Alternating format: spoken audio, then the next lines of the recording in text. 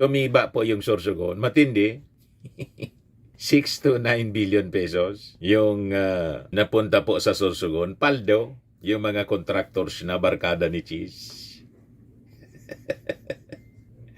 Di ba pa? So malinaw mga kababayan sa BICAM report, ang nakapirma si Cheese, si Martin, ni pangalan niya wala doon. Siyempre walang pirma kasi wala man yung pangalan. Hindi nga mag-attend ng conference. Pagkatapos tinuturo ni Cheese si Martin, ituro mo yung sarili mo. Kaya sabi ni Congressman Irice, ang makatarungan ang iyang pamamagi ng pondo, dapat nakabase sa pangangailangan, hindi sa impluensya. Ang nangyari, nakabase sa pangangailangan nila lang.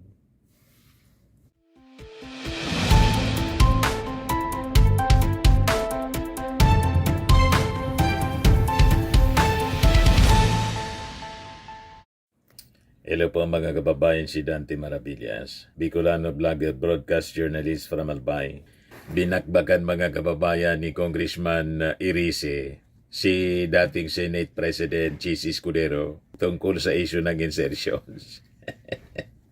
Yan kasi, sabi nga dito sa amin mga kababayan, masyado si kabayan mapagsagin-sagin. Sagin-sagin man niya. Saging-saging, banana man lang. Nagmamalinis, pero sangkot mga kababayan si kabayang Cheese Escudero sa 142 billion insertions na pinagati-ati nila kasama yung kanyang mga kaalyado sa Senado. Pagkatapos ituturo ninyo si Martin Romualdez. Ituro ninyo yung sarili ninyo. Hindi na makatiis po si Congressman Edgar Irice. Yan Sabi dito sa balita ng People's Taliba, Irice binatiko si Escudero.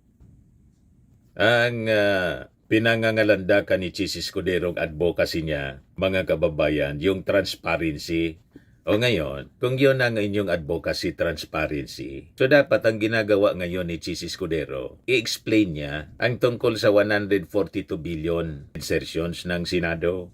Kung saan, sa BICAM report po, malinaw siyang nakapirma. Pirmado niya po. Si Martin Romualdez, wala man pong pirma doon. At sabi ni Congressman Puno, hindi man niya nag-attend sa BICAM report, BICAM conference, si Martin Romualdez. Nandun na niya, si Grace po, si Saldico, tapos may pirma sa BICAM report si Cheese Escudero. You see?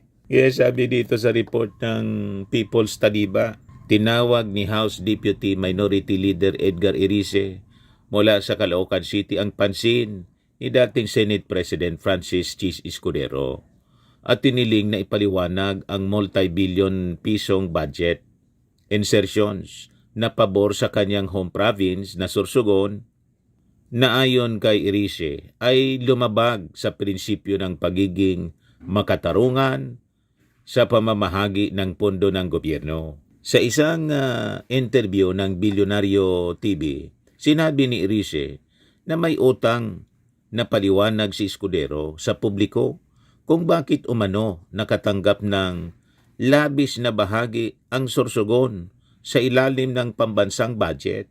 Yan po, reports say some of the biggest allocations went to territories of Cheese close friends at sa kanyang home province mismo. Tingnan ninyo yan. Yan 12 billion for Bulacan. Napunta sa lugar ni Senator Joel Villanueva. 9 billion. Napunta sa Sorsogon, his own province. 7 billion for Davao Region, lugar ni Bongo at ni Bato de la Rosa. At 3 billion for projects sa Bongo. Naintindihan na ninyo mga kababayan kung bakit sila magkakampi? Nagtatakipan sila mga kababayan at naintindihan na ninyo kung bakit matindi yung pressure kay Ping Lacson para i-give up yung Senate Blue Ribbon Committee, yung chairmanship po.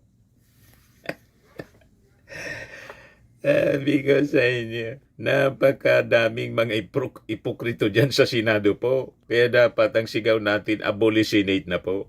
Nagmamalinis sila at itinuturo si Martin Romualdez bilang mastermind po daw ng lahat ng insertions.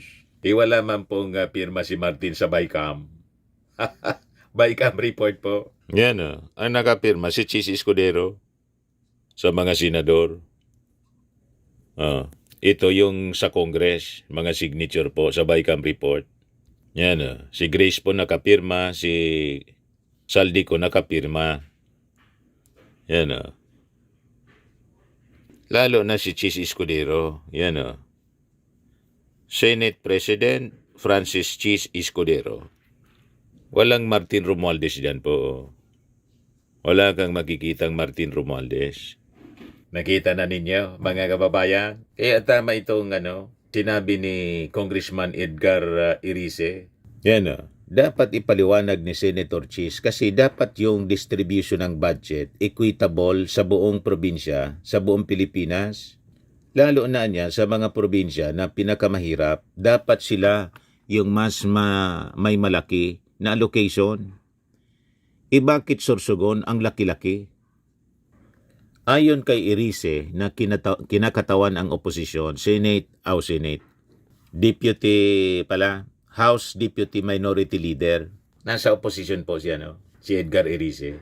Ang issue niya ay hindi lang tungkol sa mga numero, kundi pati na rin sa moral na pamumuno at pananagutan, lalo na para sa isang mataas na opisyal ng gobyerno na may tungkuling tiyakin ang transparency sa paggastos ng publiko. So, yung advocacy ni Chis Escuderong transparency, kaplastikan po. Kung totoong transparency yung advocacy mo, ipaliwanag mo yung numero mo. Your numbers. Ipaliwanag mo yung 142 billion. Paano nangyari yun? Yung 142 billion insertions. Di ba? Binigyang diin niya na ang makatarungang pamamahagian niya ng pondo ay dapat nakabase sa pangangailangan ng mga pinakang mahihirap na riyon, hindi sa impluensya ng politika. Ayon sa mga ulat, inakusahan ang Senado sa ilalim ng pamumuno ni Escudero ng pagpasok ng 142.7 billion peso sa ilalim ng panukalang 6.3 trilyong pambansang budget para sa 2025. Pinasok umano ng Sorsogon ang 6 billion hanggang 9.1 billion pesos na pondo. Tumiba po yung Sorsogon. Matindi. 6 to 9 billion pesos yung napunta po sa Sorsogon. Paldo, yung mga contractors na barkada ni Chis. Di ba pa? So malinaw mga kababayan sa Bycam report, ang nakapirma si Chis, si Martin, ni pangalan niya wala doon. Siyempre walang pirma kasi wala man yung pangalan. Hindi nga mag-attend ng conference. Pagkatapos tinuturo ni Chis si Martin, ituro mo yung sarili mo. Kaya sabi ni Congressman Irice, ang makatarungan ang iyang pamamagi ng pondo, dapat nakabase sa pangangailangan, hindi sa impluensya. Ang nangyari, nakabase sa pangangailangan nila lang. Nag-ati-ati po. Ito, pakinggan natin yung porsyon ng interview ng Billionaire News, mga kababayan, kay Congressman Edgar Irice. Dapat ipaliwanag ni Senator Chis. Kasi dapat yung distribution ng budget equitable sa buong probinsya, sa buong Pilipinas. Lalo na sa mga probinsya na pinakamahihirap. Dapat sila yung Correct. mas malaki ang allocation bilang pa. Bakit Sorsogon? Ang laki-laki. Bakit? Dahil siya Senate President. Yun lang, mali na yun eh. Morally wrong na yun. Dapat ipaliwanag ni... Nakita niyo na, mga kababayan, ang galing-galing ni Chis Escudero mga akusa. Ang galing-galing niyang manilip ng iba. Hindi niya sinisilip yung sarili niya. Laking problema, mga kababayan, yung kinakaarap ni Chis Escudero eh. Yan sabi ng mga nag-react dito, sabi ni Raul Pobre, pinaboran niya yung kapatid niya na taga Sorsogon na close na kaibigan ni Lubiano. Yung congresswoman doon sa distritong dating hinahawakan niya. Si Odette Escudero, kapatid niya po. Kaya ganon. Sabi ni Jumel Nicanor, naku naman Sir Chis, isa ka din pala sa mga taong galit kakuno, isa ka din malakas kumurakot ng pondo ng bayan. Lumabas na ang mga nakatagong baho mo Chis, kasi nga padili-delay ka pa sa impeach ni Sara, kaya yung kalukuhan mo naman ang lumabas. Huwag ka nang magmalinis. at magsabi ng pangalan kasi isa sa malaking kalokohan din pakitang tao. Kita ninyo, backfire lahat. Yung mga pinagsasabi ni Chisca Escudero. Palinis siya, sumabog ngayon sa kanyang pagmumuka yung 142 billion na insertions. Sabi ni Jerry T. Roque, mabulaklak na pagsasalita, nagkukunwaring walang alam at kunyari ay concern at kumakalaban sa mga korap sa gobyerno.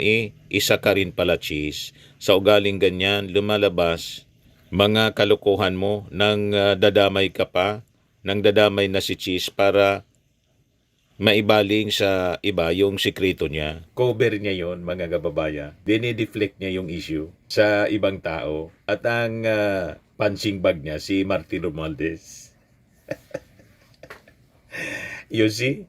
Sabi ni Encarnacion Contreras, Chis, sayang, doon nagtapos sa UP, pinag-aral mula sa tax ng bayan, attorney ka. Afterwards, ninakawan mo pa rin. Mga nagpaaral sa'yo, baho mo, kakaya ka, resign. Sabi ni Pepe Jose, sa sobrang pagmamalinis ni Chis, umangili nga sa baho niya. Bago ka kasi magbintang, siguraduhin mong wala sa iyong butas, na back to you katuloy. Sabi ni Piwi, lakas magbintang ni Chis, wala naman siyang mailatag na ebidensya. Sa bagay, mga DDS kasi madaling maniwala sa salita lang, maniniwala na sila. Sabi ni Dexter Fernandez, bida-bida ka masyado, Chis. Nawa ka na kay Fiona. Baka akala mo tutulungan ka niyan. Pag nagipit ka na, iiwan ka rin yan. Sabi ni Andy Loob, kusang umalingasa yung baho mo, Chis, pero it does not give you a permission na ibaling sa iba ang issue mo. Sabi ni Avery Joy, wala kaming pakialam sa sasabihin mo, Chis. Mas marami ang ebidensya laban sa iyo. Huwag mong idiin ang ibang tao para lang umangat ka. Sabi ni Elsa Binaventura, hirap ng sitwasyon mo ngayon, Chis. Dati panay katutol sa impeachment ni Fiona. Ngayon, ikaw nagigipit, hindi ka man lang matulungan. Wala man lang statement si Sara Duterte. Si Sara Duterte busy sa sarili niya at sa kanyang tatay. Na dahil sa mga statements ni Sara sa kanyang tatay, na-deny yung request for interim release. You see, back to you rin. Backfire sa kanya lahat. Sabi ni Jam Implica, ganyan ka na ba kababa, Chis? Ang tapang mo sa media, pero takot kang akuin ang ginawa mo, talo pa bata sa palusot. Sabi ni Giuni Mendoza, kung ano-ano pinagsasabi mo keso, pero yung sayo hindi mo maayos, tigilan mo yung paratang mo, walang basihan. Sabi ni Mikaela, tama ka na, Chis, ikaw ang may issue, dapat sagutin mo at huwag mong ibaling sa iba. Di ka nga natakot tumanggap ng 30 million donation. O, di ba? At inamin niya.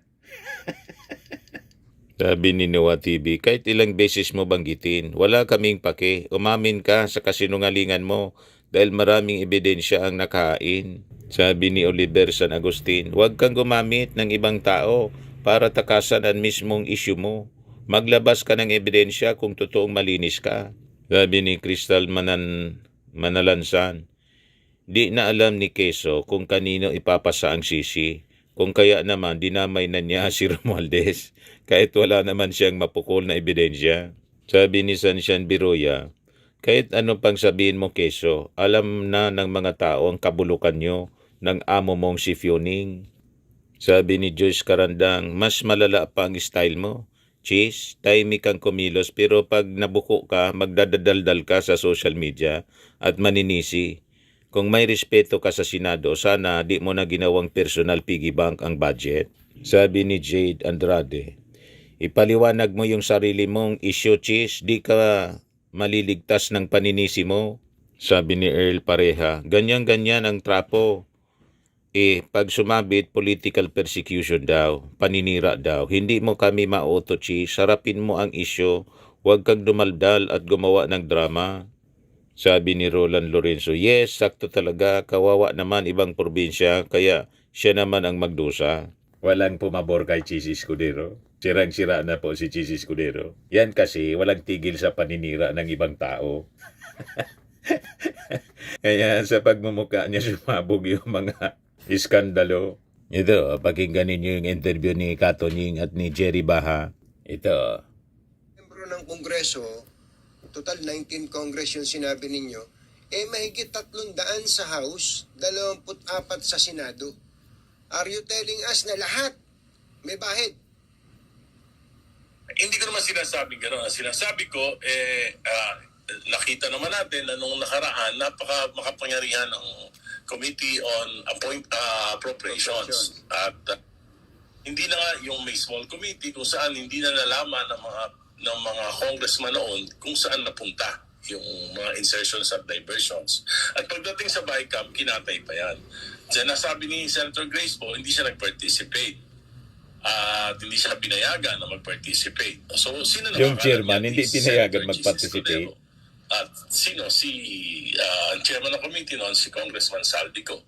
Ngayon, ang tinatanong, ang sinasabi naman ni Congressman Puno, hindi nakakarating sa pulong ng BICAM si Speaker Romualdez. So, bali, dalawa. Si Senator Cheese at si Saldico. Congressman. Kung paano nila hinati-hati, pinarte-parte, nakita naman natin sa Sorsogon kung gaano kalaki, sa Mindoro, sa Bulacan, kung gaano kalaki yung mga pondo Mga barkada nailagay niya. sa mga proyekto at programa. Ngayon, 12 billion for Bulacan. Kay Senator Joel Villanueva. 9 billion for Sorsogon, yung sarili niyang province. 7 billion for Davao Region, Senator Bongo in Bato de la Rosa. At saka may 3 billion pa para sa project ni Bongo. Ngayon, ang laging binabanggit po ni Magalong kahit nag-resign na po siya sa ICI bilang special advisor, si Martin Romualdez. O ngayon, itong lumitaw na picture, mga kababayan, ay nagpapaliwanag kung bakit laging si Martin at wala siyang binabanggit na senador. Ayan po. Kita ninyo, tinaas ni Magalong ang kamay ni Bongo. Kaya sabi dito, Benjamin Magalong's record tells a consistent story, a leader who judges others harshly but governs poorly, whose moral posturing hides a trail of failed policies, divided loyalties, and bitter politics. His tenure in both Baguio and the ICI shows the integrity cannot be proclaimed. It must be proven. And in Magalong's case, the proof lies not in his speeches, but in the disillusionment of his people, in the silence of a city left behind. Yan si Magalong, best friend po ni Bongo. Ito pa, may pagkita pa akong picture mga kababayan kung saan nasasabit ang pangalan ni Magalong. Ngayon lang ito, lumabas mga kababayan, Philippine Star. Sabi sa report ng Philippine Star, as rumors swirl that he is being eyed to head a civilian military junta, Baguio City Mayor Benjamin Magalong on Friday said, there is no brewing coup, although he acknowledged discontent within the armed forces of the Philippines, particularly among retired and junior officers. Nangangarap din pala. Nangangarap mga kababayan, lumalabas. Nangangarap na makaupo sa palasyo. Kaya naman pala masyadong maingay. At pinoposisyon niya yung sarili bilang isang anti-corruption crusader. May mga pangarap pala na pumapasok sa kanyang isipan. Ayun, sumingaw.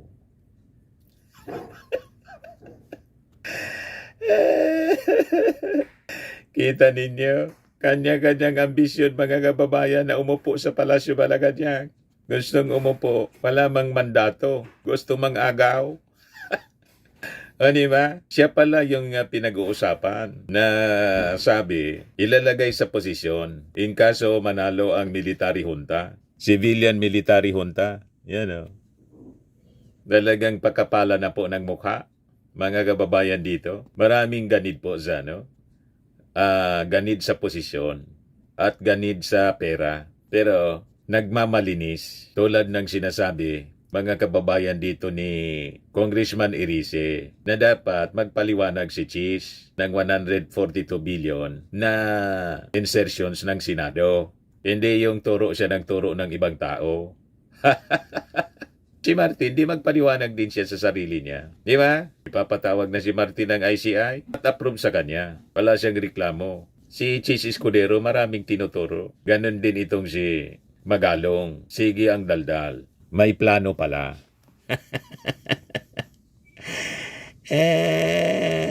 Walang kuan niya, just frustrations.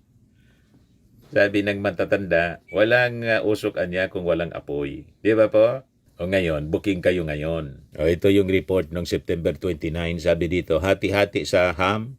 Chis Escudero reportedly threatens to drag colleagues in damning speech on 2025 budget insertions. Kaya nagtakipan na po sila at pressure si Ping Lacson na bitawan yung chairmanship ng Blue Ribbon after na si Ping Lacson magsabi almost all anya sa mga senador ng 19 Congress may insertions. Yon, doon nagsimula mga kababayan. Kaya sabi ko sa inyo, bulok na po yung Senado. Dapat talaga i-abolish na yan. O ito, mula ito sa Vera Files. Secret in the Senate. The ghastly budget insertions of Chis Escudero. Sinulat po ni Antonio Montalban, isang Europe-based Filipino social anthropologist and heritage activist. Yan, sabi niya, SP Chis Escudero's BICAM insertions for GAA 2025. Yan, sabi diyan, Bulacan, here's what to expect from the Escudero's insertions. 2.9 billion for flood control. 3.2 billion for roads, 3.6 billion for buildings, 2.2 billions for street lights. Bulacan, that is, if these funds will truly go to these projects, because are they really for Bulacan or for somebody from Bulacan? Yan o. Antonio J. Montalban, July 22, 2025. Second placer is Escudero's home province of Sorsogon in the sum of 9.1 billion. This broken down to 1.1 billion for flood control, 3 billion for roads, 525 million for bridges, and 4.3 billion for buildings. On fifth place is Davao. With no indication of this is Davao City or Davao Region, 5 provinces, with an allocation of 7.2 billion. On the ninth place is Valenzuela City, allocated 4.2 billion. Notice the whole numbers, which is not the case with government budgeting that use real numbers according to actual cost. Davao can benefit to Senators Bungo. He now votes in Davao Oriental as his new bailiwick since the 2025 elections in Bato de la Rosa, Davao del Sur. From Valenzuela City is Sherwin Gatchalian. Finally, the grand total of Escudero's secret misadventure, probably masquerading as larceny, 142,717,586,000.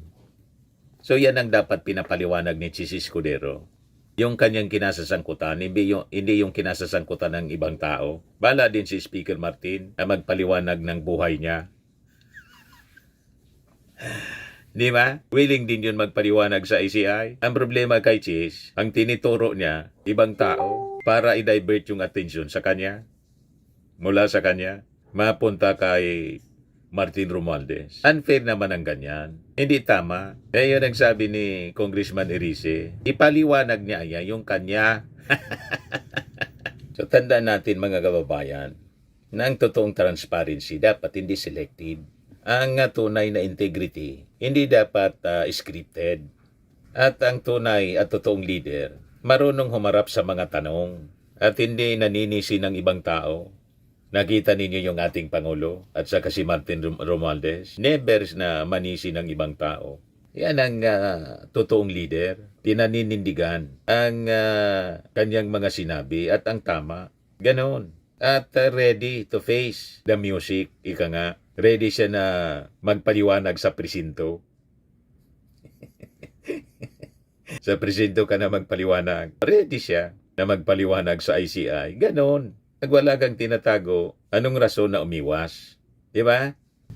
Sa mga naghanap ng malinis and spacious fitness gym, pumunta lang po kayo sa aming Colossal Fitness Gym. We also offer Grab Car Rental with our brand new 2023 model ng Toyota Innova. We also accept booking for those who are planning to travel via PAL, Cebu Pacific, and other airline companies, local and international, and bills payment for Meralco Bills, PLDT, Aleco Bills, etc. Ang Colossal Fitness Gym is located at 3rd floor Security Bank Building, Landco Business Park, Legazpi City, Albay.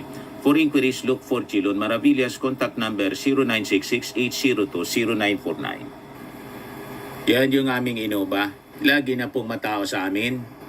Pati mga foreigners po, tingnan ninyo. Mga British tourists sila. Ang lalaki ng katawan na, mga kababayan, nag-gym sa amin. Ito naman po, Indian National. Ito mga mga European sila. Ito naman yung bago naming product na binibenta online, Eye Glow Serum. Whitening po siya galing sa South Korea.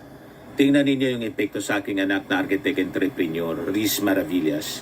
For inquiries, look for Riz Maravillas on FB. Ito naman po, Fairmax Firming and Lifting Cream. Pinapahid po ito sa mga pulses and other affected area. Mainam po ito sa mga pains at paninigas ng mga kaso-kasuan. Ito po, Automax Radiant Serum. Sa mukha naman yung application. Anti-aging po siya. You will look 10 years younger than your age. Ito naman po yung bagong product naming binibenta online. I am Worldwide Amazing Pure Organic Barley Powder Drink Mix from Australia. Mainam po ito sa mga cancer patients at for cancer prevention. Kaya in-endorse siya mga kababayan ng cancer survivor na si Maritoni Fernandez. Yan yung iba pang mga celebrity endorsers ng product. Yung mga gustong mag-try nito po, mag-message lang po kayo sa akin, Dante Maravillas. Yung mga gustong magnegosyo, sa aking anak kayo mag-message, Riz Maravillas on FB. Sa mga mahilig naman po sa imported bags and wallets, dumiretso na lang kayo sa page ng aming kaibigan na si Madam Eileen Rosales, Eileen Closet po. Nakabase siya po sa Amerika.